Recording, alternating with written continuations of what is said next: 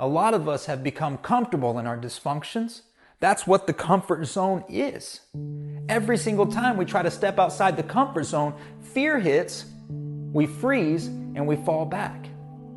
That's why I call fear a barrier, because it stops us from reaching our full potential. So when fear hit, I fell back to my old ways, my old habits. I went back to what was comfortable. I was going back to being the shy kid. Speaking is not something that I used to be good at.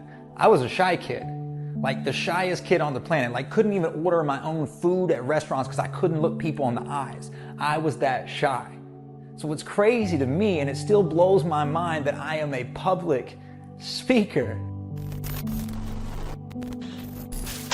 I had split parents. A lot of you know what that feels like. Now, a lot of you watching this video right now, you know what it's like to be in the middle. Maybe, you are between two fighting parents. Maybe you're the middle child, whatever. The middle is a lonely place, because in the middle, you have to deal with everybody's emotions.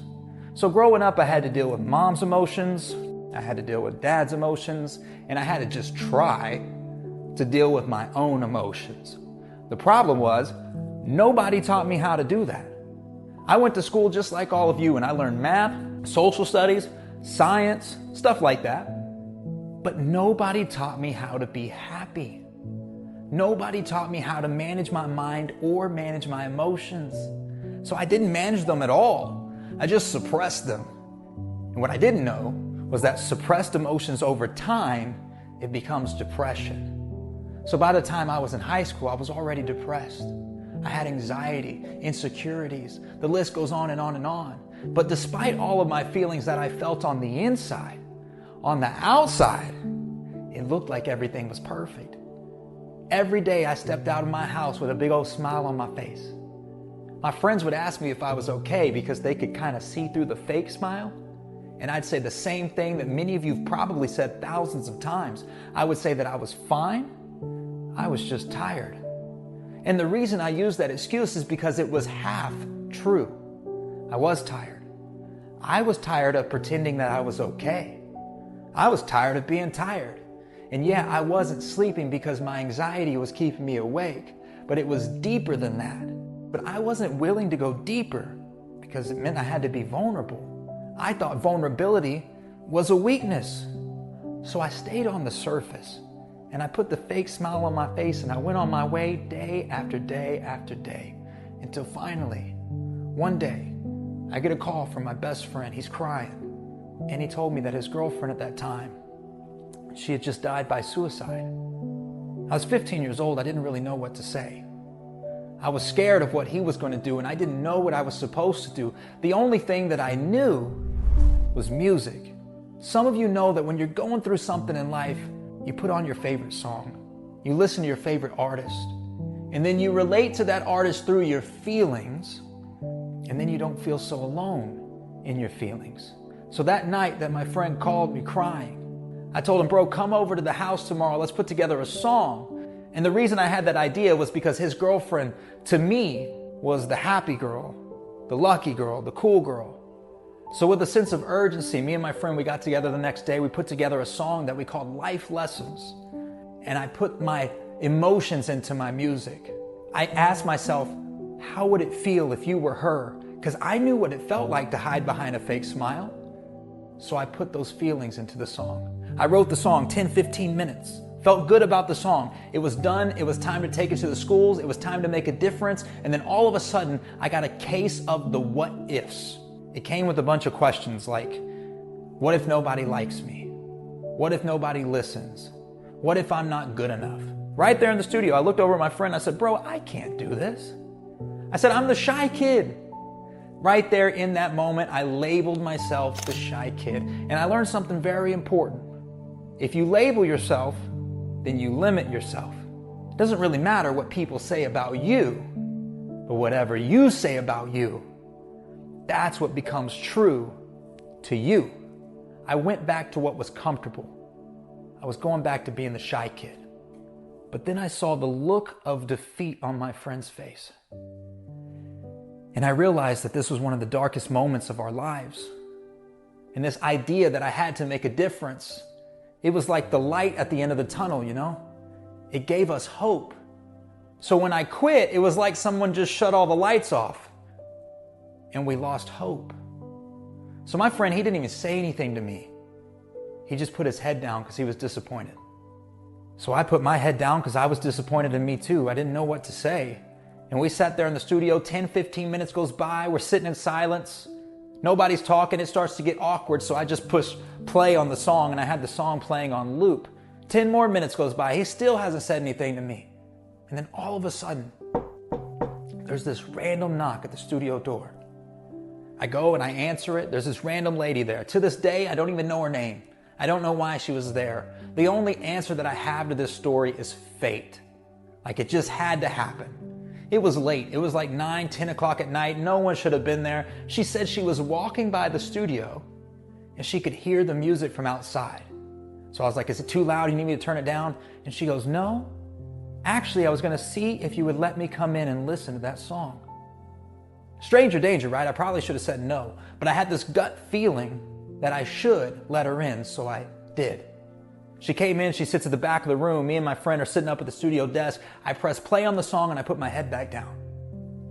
About halfway through the song, I hear the door close behind me and this lady is gone. I turned off the computer, I shut off the lights. I'm walking out my studio door to leave. I'm going home and there she was. Standing in the doorway, the same lady, but this time she had tears running down her face and she had a ring in her hand. She hands me the ring and I look down at it and on the side in big bold letters, it says hope. That might not sound crazy to you all because you know hope's on a lot of jewelry and stuff like that, but to me in that moment, me and my friend, we had just lost hope. Hope was all that we needed. So it weirdly made sense. She put her hand on my shoulder and she started to cry. She goes, I know you don't know me. She said, I just came into this town because I was comforting one of my friends that lost her son to suicide. She said, I live about 5 hours away and I came as soon as I heard what happened. I left my job short notice. She said, my boss, he called me on the way here. He didn't understand. He fired me. She said, I just lost my job. She said, I was going to stay with my grandmother, but you're not going to believe this. My grandmother just passed away. She said, it feels like I'm losing everything. And then she took a deep breath. And she goes, but that's okay. Because your song right there just gave me hope. She goes, I believe that's all we need. All we need is hope. And that right there became the hook of my song. And I believe that because in that moment I realized what real hope is. When I was a kid, I thought hope was like a wish. I thought it was what you said to somebody when you didn't know what to say. You know, I'm not traveling around the country telling kids, hey, I hope you graduate. No. Hope is deeper than that. To me, you are hope. I am hope. We are hope. Stephen Hawking, he had a saying, where there's life, there's hope. It's through the things in life that you go through that make you who you are, and then when you tell people the truth, it gives them hope. But here's the truth, ladies and gentlemen. The truth is not just what you're going through and what you've gone through. It also includes how you're feeling and how you're dealing with it. So if you're not talking about your feelings and you're not telling people the full truth and you're not fully connecting to the people around you, that's why you may be able to sit in a room full of 500 people and still feel alone, because you're alone in your feelings. But when you tell people the truth, it gives them hope. So if you're holding back the truth, holding back your stories, holding back your feelings, then what you're really doing is you're holding back hope. If you could overcome that fear barrier in your life that's stopping you from telling the truth, then even the deepest, darkest moments in each and every one of your lives has the potential to one day become that light at the end of the tunnel for somebody else. If you have the courage and the confidence to stand up and tell your truth. And the good news is, courage and confidence, it's like currency. It can be exchanged, it can be borrowed. We're all connected and we're all in this together. Overcoming that fear, building these relationships and getting connected to a positive community. And life gets easier, lighter, and better when we do it together. So let's get connected. Connection is important. That's how we're watching this video right now, through your internet connection. You know that feeling that you get when the internet goes out? Or you're in a place where you don't have cell phone service? I believe that's the same type of feeling that somebody gets when they walk into school every day and they have no friends. The same feeling that somebody gets when they go to work every day and they have nobody to talk to, sitting alone at lunch.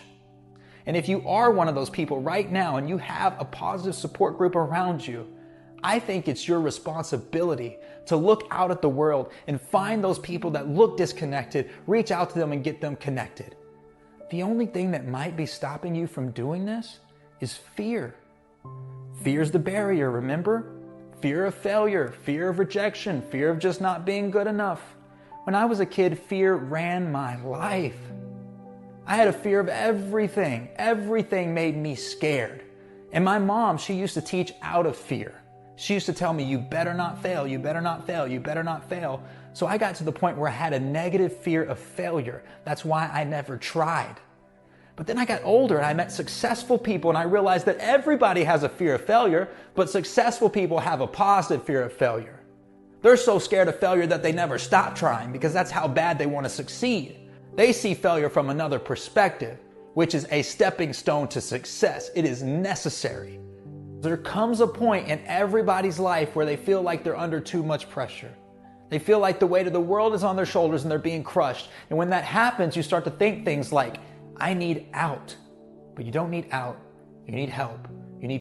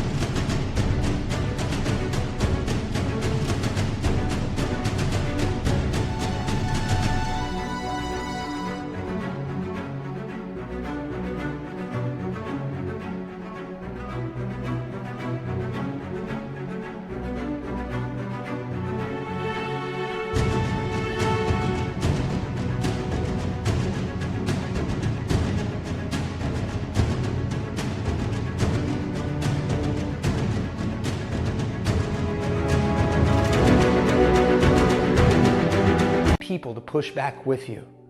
Some of us are out there suffering in silence by ourselves simply because we're too scared to reach out and ask for help. Maybe you're scared of the rejection. I'm here today to tell you that there's actually something that hurts a lot more than rejection, and it takes a lot longer to heal from. It's this little thing called regret. So I don't want you to regret not reaching out, because on the other side of rejection is connection. On the other side of failure is success, and on the other side of fear itself is your future. It's your full potential. Public speaking was my biggest fear. On the other side of my fear was my career. You just have to be consistent and persistent and relentless enough to reach that other side. But you can do that because you were wired to win. The truth is, you're a human being and you're full of potential. You're limitless. Every single one of you watching this video right now, you're a creator. With the words you say, the things you do, you're making an impact on the people around you. You're creating movements and patterns in the world. It's up to you. You could do that with just positive actions, a chain reaction of compassion every single day that starts with you.